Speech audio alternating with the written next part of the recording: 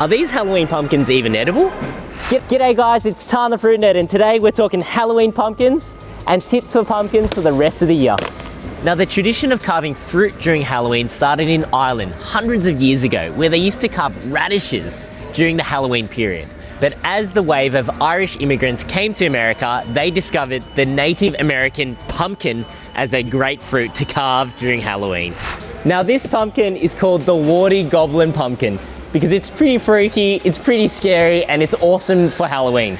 Now, growers have been specifically growing certain varieties of pumpkin, like this very, very clean pumpkin here, which is very easy to draw on and cut, and this small one, which is great for kids, and of course, the scary warty one, just for this one-day event for the year. And they're using data from previous years to grow the specific amount which they require for the year. Well, you're probably just as curious as I am as to if this is actually sweet or not. So I'm actually gonna taste test. So I've actually ovened this pumpkin for 180 degrees for 45 minutes, and let's see if it's sweet or not. There you go, it's broken up really quickly. There's pretty much not much flesh inside. It's predominantly all seeds. It's really bland. And there's a slight bitterness at the end, but you know, if you added a lot of sugar to this, it might taste all right. And guys, this skin, it's like a very, very thick eggshell. It is definitely inedible. Now, if you want to buy a whole pumpkin, my tip for you is to find a very, very firm and heavy one, because they're going to be very, very thick in terms of its flesh, so you're going to get lots of meat. Whilst one that is a little bit more light and a bit hollow. If you feel that, if you hear that sound, it's going to be a bit thinner because there's more air in it, so it's going to make a bigger sound compared to one that is really thick.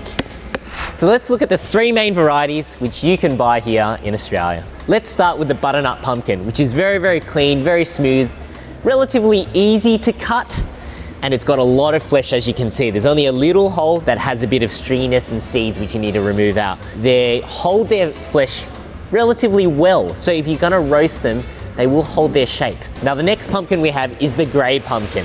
Now, it's grey for a reason, because it's old. It's a really old variety, which isn't as sweet as the butternut or the Kent pumpkin, but it holds its shape really well.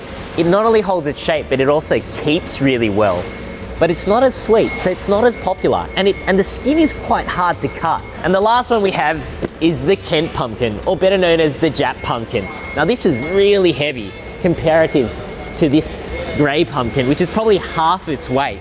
And that's because the flesh inside is really thick, but it is really, really sweet. It is the sweetest of the pumpkins that we have. And that means that when you do oven them, make sure that you push the heat above 175 degrees, because the flesh is going to start to caramelize, and those sugars are going to start to really develop. Okay guys, so I'm going to quickly show you how I cut a Halloween pumpkin. You first start off with a marker, and you want to draw the face onto the pumpkin. So now that we've drawn the face or stenciled the outline, we know where to cut, but we want to gut it out first. But we first have to cut the roof or the lid of the pumpkin. Now, the important thing with this lid is that if you cut it straight down vertically, your lid might actually fall through later. So what you want to do is cut it on a 45-degree angle so that the lid nicely places on top after.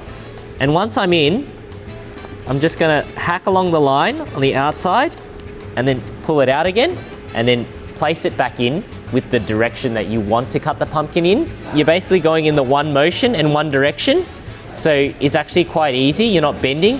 Now, once you've cut the whole way through, it basically pops right out. And then with the internal flesh, it's easiest if you have a spoon or a soup spoon. I've only got a fork here. What you need to do is you need to irritate and remove all the strings. Actually, this fork is working really well. Just pull it all out and clean it up. So with all of these eyes, I'm only going to pierce it once and then go down the direction that it's meant to go, and then stop. Pull it out and then continue on with the line and direction that you want with the next cut. And just with a gentle push, got my first eye. And I'm gonna do the same with the teeth as well. So basically I'm just gonna cut, go on angles until I cut all of the mouth out. All right, so we've just finished up the mouth. There you have it, my Halloween pumpkin. Ho, ho, ho, ho, ho, ho.